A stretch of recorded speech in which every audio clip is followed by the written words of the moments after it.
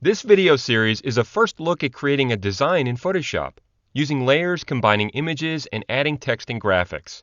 By the end of this series, you'll know how to create a basic composite for use in your own print and online projects. In this video, we'll focus on working with layers.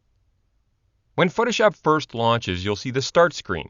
This is where you can open existing images or create a new document. We'll start this design with an existing image. Click the Open button on the Start screen, or you can choose File Open. Then navigate to an image on your computer. I'll choose landscape.jpg and click to open it. I'd like to add another element to my design, a sun, so that we can create a composition. We'll put the sun artwork on its own layer so we can move and edit it separately from the photo. The Layers panel in Photoshop will be an integral part of your workflow. It's the place we go to manage the layers in a composition. In the Layers panel, there's now just one layer called Background. To make a new layer for the sun, click the Create a New Layer button at the bottom of the panel. A new layer is added above the background layer. It's best practice to name your layers so you can keep track of them. Double-click the new layer name and name it Sun. Press Enter or Return to accept it. Now that we have a new layer and it's selected, you can tell because it's highlighted, we'll create a sun in this layer by filling a selected area with color. Come over to the Tools panel on the left, click and hold down on the rectangular marquee tool. To make a circular selection for the sun, select the elliptical marquee tool. Out in the design, press the Shift key and click and drag to create a circle. Once you get the circle to be roughly about this big, release the mouse button and then the Shift key. The Shift key constrains the proportions so the selection stays a circle. Now we'll fill this area of the sun layer. Choose Edit, Fill. Choose Color from the Contents menu, and we'll pick a color using the color picker that opens. Drag this slider up a bit so we get into the orangish area. That looks pretty good. Come right about here and click to sample a color. Click OK, and then click OK again. You're done using the selection, so choose Select, Deselect. Select the Move tool in the Tools panel and drag in the image to reposition the sun. You may see magenta smart guides that you can use to center the sun. Because it's on a separate layer, you can move and edit it separately from the rest of the image content, and you can apply special layer properties. For example, with the sun layer selected in the Layers panel, choose Multiply from the Blend Mode menu to blend the color of the sun into the colors on the layer beneath it. Change the opacity to 80% so that the sun layer is more transparent. Let's add another image to our design. Choose File, Open, and navigate to a photo that has an interesting sky. Click Open. So we can see both images next to each other, choose Window, Arrange, Tile All vertically. We're going to drag the sky image into the other image.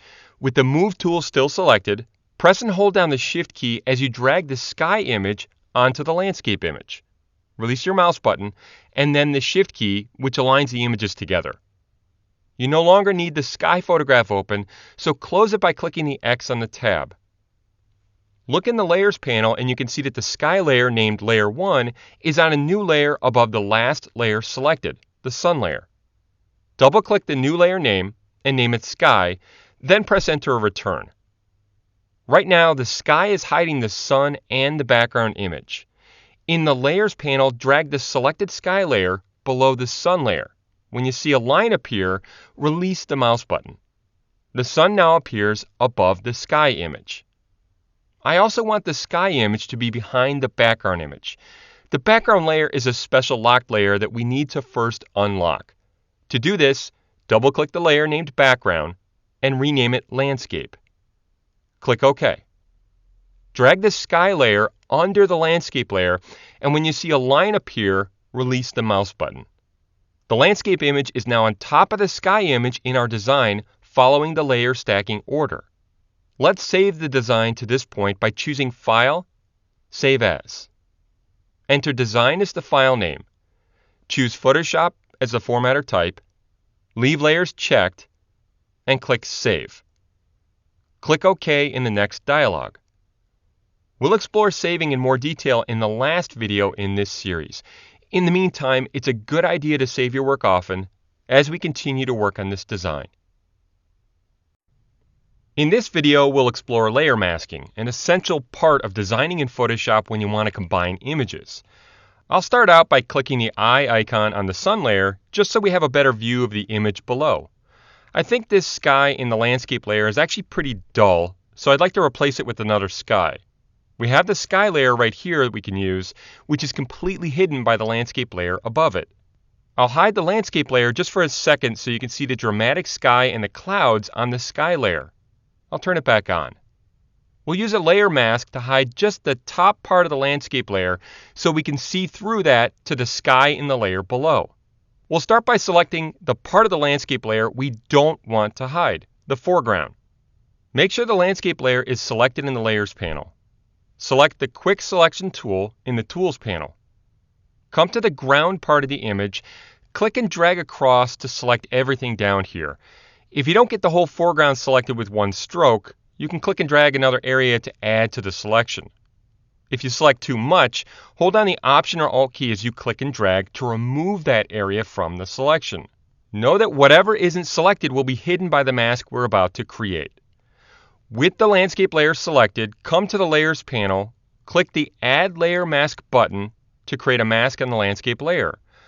On the mask, the area we'd selected is white and the area we didn't select is black. The black part of the mask is hiding the top of the landscape image so we can see through that area to the clouds on the sky layer below. And the white part of the mask is showing the bottom of the landscape image. There's a little rhyme that might help you remember how this works. On a layer mask, black conceals and white reveals. Now let's reposition the sky layer. Select the sky layer in the Layers panel. Select the Move tool, click in the sky and drag up until you're happy with the part of the sky you see through the black part of the landscape layer mask. Another way to make a layer mask is to create a mask first and then paint directly on it. Let's try that on the sun layer. In the Layers panel, click the Visibility column for the sun layer to show it again. Then select the sun layer. Click the Create Layer Mask button at the bottom of the Layers panel to add a layer mask to the sun layer. Notice that the layer mask thumbnail is completely white, so it's not hiding anything in the image. That's because when I created this layer mask, there was no selection active. Now we'll paint on this layer mask with the Brush tool, which you can select here in the Tools panel. The brush is pretty small by default, so I'll make it bigger by opening the brush picker up here in the Options bar and dragging the size slider to the right. Press Enter or Return to close the brush picker. Take a look at the foreground color box at the bottom of the Tools panel and make sure it's set to black. If your foreground color isn't black, click the default foreground and background color button here and then click the double arrow here to switch the color boxes. By the way, when you're working on a layer mask, the only colors available in those boxes will be black, white, or shades of gray.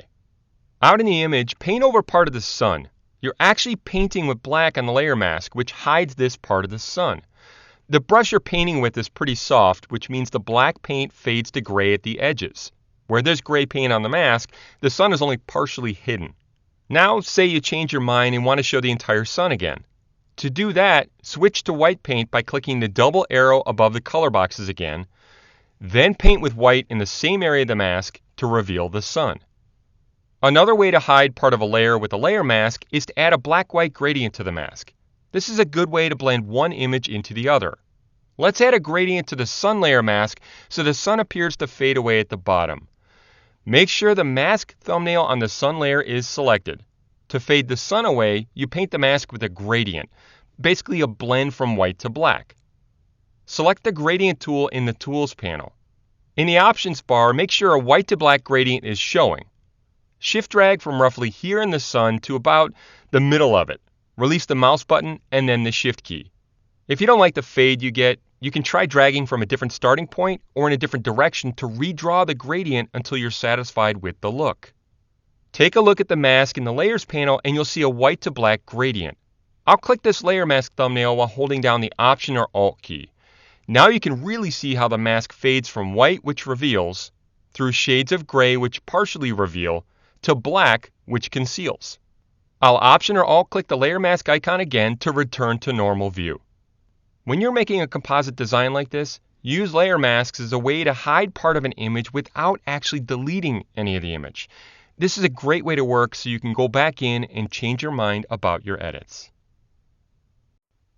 In this video, we'll explore adding text to our design and changing the formatting using Typekit fonts and other type properties. You'll also see how to add layer style effects to your design content. Let's get started by adding some text. Make sure the sun layer is selected in the Layers panel, and then select the horizontal type tool in the Tools panel. In the Options bar, click the Font Size menu and choose 72 point. Click in the design and type "the" in capital letters. Click the check mark in the Options bar to commit the text. Notice that a new layer was created in the Layers panel, automatically named "the." Type layers are similar to other layers, although they are vector-based, which means they can be scaled and edited without losing quality. Now we'll change the appearance of the text. With both the type layer and the horizontal type tool still selected, go up to the Options bar where you can make some changes. Click the Color field to open the color picker. I'll click on white and click OK. Click the arrow to the right of the Font Family field. Hover over any of the fonts in the menu that appears to preview how those fonts will look on your text. You could choose a font from your computer, or as a Creative Cloud subscriber, you have access to the Typekit library of fonts. You can select fonts from the Typekit library by clicking the Add Fonts from Typekit button here.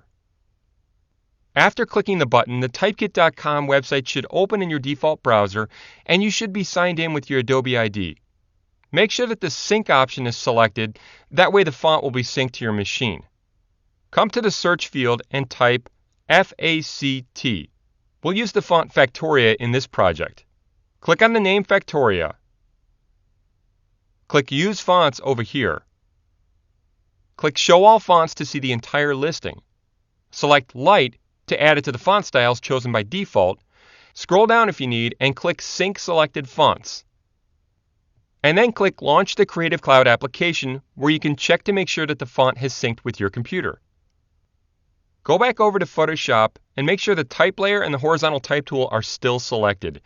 You can pick the Factoria font by starting to type the name here. When you see Factoria Light in the list, click to apply it. If you don't have access to Typekit, you can select another font. Change the font size to 32 by typing it in here and pressing Enter or Return. To move the text where we want it in our design, select the Move tool, come out to the text, drag it, and the magenta Smart Guides will help you align it to center. Now we'll add some more text.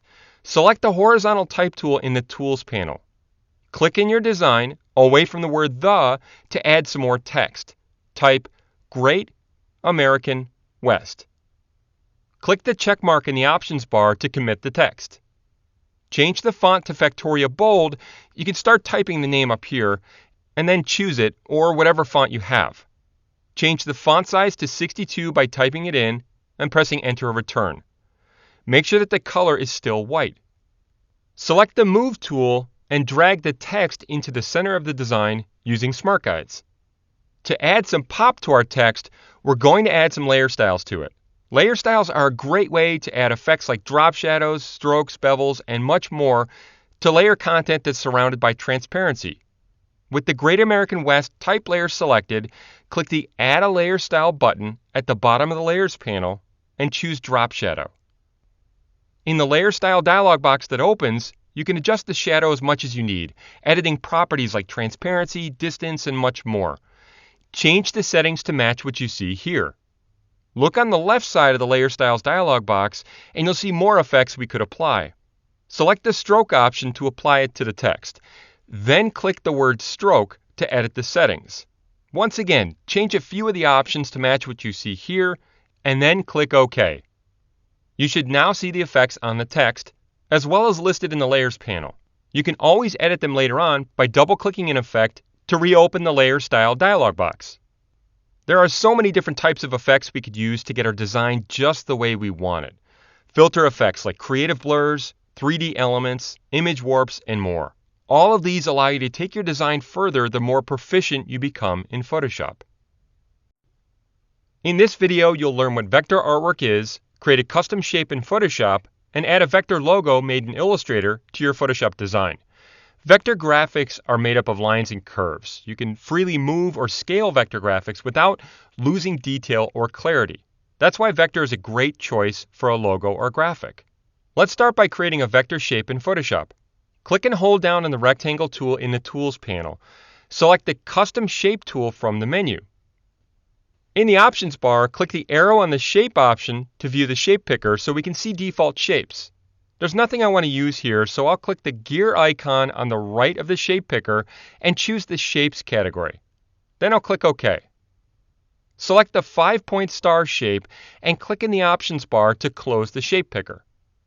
To add the shape to your design, click in the image and shift-drag to constrain proportions as you create the shape. Release the mouse button and then the Shift key. In the Layers panel, there's now a shape layer. To change the color of your star shape, double-click the thumbnail on the shape layer and choose a color in the color picker. As you click on different colors, the star shape changes color on the fly. I'll pick white and click OK to close the color picker. Because this is a vector shape, you can edit it without degrading its quality. Click and hold down on the Path Selection tool in the Tools panel. Select the Direct Selection tool. Click inside the star, then drag any of the points that appear to change its shape. Click off the star when you're done. To change the size of the shape, choose Edit, Free Transform. Shift-drag a corner inward to make the star smaller, then click the check mark in the Options bar to commit that change. Select the Move tool and drag the star shape into position on the left side of the text. Magenta Smart Guides may appear to help you align the star with the text. Duplicate the star shape by right-clicking the shape layer in the Layers panel and choosing Duplicate Layer. Click OK. Then drag the copy of the star into position on the right side of the text. Next, we'll add a vector graphic, a logo, that was made in another application, Adobe Illustrator. Choose File, Place Linked. Select the logo with the .ai suffix that was created in Illustrator and click Place. In the next dialog box, leave the settings at default and click OK. With the logo in the image, you can transform it to fit the design. Shift-drag the corner of the bounding box around the logo to make it smaller. When the logo is the size you want it to be, release the mouse button and then the Shift key. To commit to placing the logo, click the check mark in the Options bar, or you can press Enter or Return on the keyboard and drag the logo into position in the center of the design. Notice that the new logo also has its own layer, and that's right above the last selected layer. This is a Smart Object layer, which means that I can scale, rotate, and otherwise transform the logo on this layer without degrading its quality. If I were to double-click the thumbnail on this layer, the logo would open in Illustrator for editing. Edits made in Illustrator would affect this linked copy of the logo here in my Photoshop design. In order to make it easier to organize our layer content in the Layers panel and work with multiple layers, you can group content. We'll group all of the text, the stars, and the sun together. Click the Great American West type layer to select it. Press the Command or Control key and click the type layer, the two star shape layers, and the sun layer to select them all. Click the Create a New Group button at the bottom of the panel to make a group and automatically add those layers to the new group. Click the arrow to the left of the group name to see the 5 layers again. With the layer group selected in the Layers panel and the Move tool selected in the Tools panel, drag all grouped artwork into final position in the design. As I said earlier, vector graphics are great because you can freely move or scale them without losing detail or clarity, and there are so many ways to create vector content within Photoshop, even bringing in vector artwork from other programs like Adobe Illustrator. There are a variety of ways to share a design you build in Photoshop in print, on-screen, and online. In this video, we'll talk about saving and exporting a design in common formats for different uses. First, you'll save the master copy of your design in native Photoshop format or .psd. When creating a layered composition like you did, it's really important to preserve the master, full-size version of the design so that you can always access and re-edit any of the layers, adjustments, and effects you added in Photoshop. Choose File, Save As. In the Save As dialog box, change the name to Design Complete. Choose Photoshop from the formatter type, make sure Layers is checked to preserve them, and click Save to save it to your hard drive. Click OK to maximize compatibility so that even an application that can't read layers like Lightroom will be able to open this file. Now you have a full-size master version of the file for future editing. With this master file, you can output copies of your design in other formats and other sizes for use in particular projects. If you want to hand your file off for review or printing by someone who doesn't have Photoshop, you can save a copy in PDF format. To do that, choose File, Save As. Leave Layers checked, choose Photoshop PDF, and click Save. Click OK at the warning. In the Save Adobe PDF dialog box, leave the settings at their default unless you're sending the file to a print provider who specifies otherwise, and click Save PDF. Then click Yes. This PDF copy of the file can be opened using a PDF reader like the free Adobe Reader. If the file is open in Photoshop, its layers will still be available. Now let's talk about outputting a design for use online. You can use Photoshop's export features to output an entire design or individual layers in formats that are best for online use. To save the entire design, you can choose File, Export, Export As. You can see the design preview in the middle, and you can choose an image format here. We can choose JPEG for photo-based designs, GIF or PNG for graphic-intensive designs, or even SVG for scalable vector graphics. Exporting in these formats will flatten the design, meaning we can no longer access the layers in the image file. This design has lots of photography content, so I'll export it in JPEG format. I'll choose from the options on the right, reducing the quality and dimensions to reduce file size if I need to. There are also options for including copyright and contact information and for converting the exported image to the sRGB color space for online use. Then I'll click Export All to save a copy of the entire design as a flattened JPEG. You can also export assets on individual layers like the logo. Just select the layer in the Layers panel, right-click, and choose Export As. The Export As dialog box opens again. I'll choose SVG as the format this time. Click Export All and save just this logo to your hard drive. When you're ready to close this file, you can choose File, Close. As you dive further into Photoshop, you'll learn that there are other, more advanced design-related features and techniques that can make your design vision a reality, such as artboards for designing for mobile and web, Creative Cloud libraries, integration of Adobe Stock, layer comps, a special design preview workspace, and much more. You'll find lots of information about these and other Photoshop design features like these in the many Adobe Learn tutorials for Photoshop at adobe.com.